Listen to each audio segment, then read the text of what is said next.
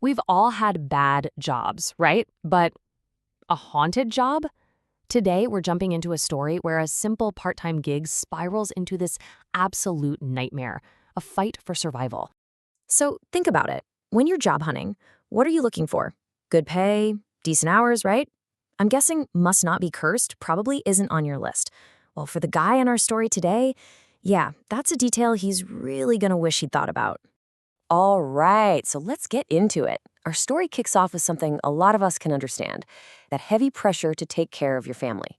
We've got a young guy here just trying to help out, and he's about to make a decision that, well, it's gonna change everything. So let's meet our main character, Max. He's just 19 years old, a college student, but he's already got the weight of the world on his shoulders.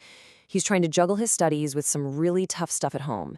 And believe me, that weight is about to get a lot heavier. Okay, so here's the situation Max is in, and it's rough. His dad's working crazy long hours, his mom is really sick with kidney failure, and those medical bills, they're just piling up, wiping out everything they have. You can imagine, he feels completely trapped. He knows he has to step up, so he starts looking for a night job, anything to help ease that financial pressure. And just like that, he finds one. A job that, on the surface, seems perfect, like an answer to all his problems. But as we're about to find out, some prayers are definitely better left unanswered. His job search leads him to this place called Fatty's Gaming and Pizza Zone. It's kind of out in the middle of nowhere, but the pay, it's surprisingly good for just a night guard and cleaning job. And when you're desperate, you tend to overlook some red flags. So he just takes it, no questions asked. I mean, what's the worst that could happen, right? So his first night, the manager gives him the rundown. It's all pretty simple. And then, poof, he's gone. Max is left all alone in this huge, dead silent arcade. He figures, hey, might as well try to play a game, but nothing works. The power's out in the whole gaming area. The only way to fix it? He's got to go down into the basement, the dark, super creepy basement, to find the master power switch. So he heads down these old, creaky stairs, flashlight beam cutting through the dark, and that's when he sees them, just standing there. A whole bunch of these really weird, oversized puppets, just silent and still in this thick, heavy darkness. I mean, they look like something straight out of a nightmare version of a kid's show. These giant, kind of robotic-looking puppets with these huge, blank, staring eyes. It's definitely unsettling, but Max just kind of shakes it off. Weird gaming parlor decor, he figures, and keeps looking for that power switch. Okay, so he's over by the fuse box, trying to figure it out, and then he catches something. Just a flicker of movement out of the corner of his eye. He looks over, and the head of one of those puppets, it's turning. Slowly, deliberately, turning to look right at him. For a split second, he just freezes. Pure terror. But then, your brain tries to rationalize. It's just a trick of the light, he tells himself.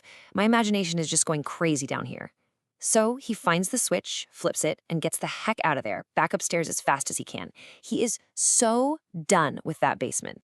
And now the whole arcade is lit up, buzzing with that neon glow from all the games.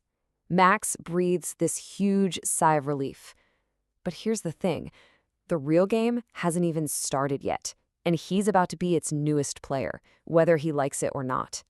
So he's walking around, trying a few of the machines, but they're all dead or glitchy, and then bam! Out of absolutely nowhere, one machine just roars to life. A siren blares through the empty building, and the screen just flashes with two words: play now. And this machine is different. It looks ancient, totally out of place with all the newer games. As he gets closer, text starts to appear on the screen. It's a set of rules. And these rules, they're about to seal his fate. The rules are pretty straightforward and absolutely chilling. It says the player must finish the game within 5 days, or he too will become a puppet. Max just kind of scoffs at it. Come on, it's just a game, right? A super creepy gimmick for sure, but harmless. So that's how it starts. For the next 4 nights, Max gets completely sucked into this game. He's playing for hours, totally obsessed, just barely getting his cleaning done before the manager shows up in the morning. And that weird warning on the screen, it's just a distant memory now, completely forgotten in the glow of the game. And then, it's the 5th night, the final night, the night that creepy warning was talking about. Max gets an earful from his manager for slacking on his cleaning, so he finally heads down to the basement to get to work. But this time is different. The basement door is already swinging open. He goes down, and he sees these dark stains on the floor. They look a lot like dried blood. His eyes flick up to where the puppets are, and one of them is missing. Then, from the darkest corner of the room, two red eyes just stare back at him. He spins around to run, but it's too late. All the other puppets, they're moving, lurching towards him, closing in. He's totally trapped. The thing with the red eyes is behind him. The other puppets are in front of him. You can see their metallic claws and sharp-looking teeth glinting in the faint light. And then, the only sound in the whole building is Max screaming his lungs out. And then, just as suddenly as they started, the screams just stop. And an awful final silence falls over Fatty's Gaming and Pizza Zone. Max was just gone. The police get called in, they check all the security tapes, but the footage shows absolutely nothing. No one entered the building, no one left. It's like he just vanished into thin air. The case eventually went cold. Max was never found. But if anyone had ever been brave enough to go back down into that dark, dusty basement, they might have noticed something new. A new addition to the collection. A new puppet, with wide, terrified eyes, standing perfectly still among the others. And so, the gaming parlor is still there. That cursed game is still plugged in, just waiting for its next player.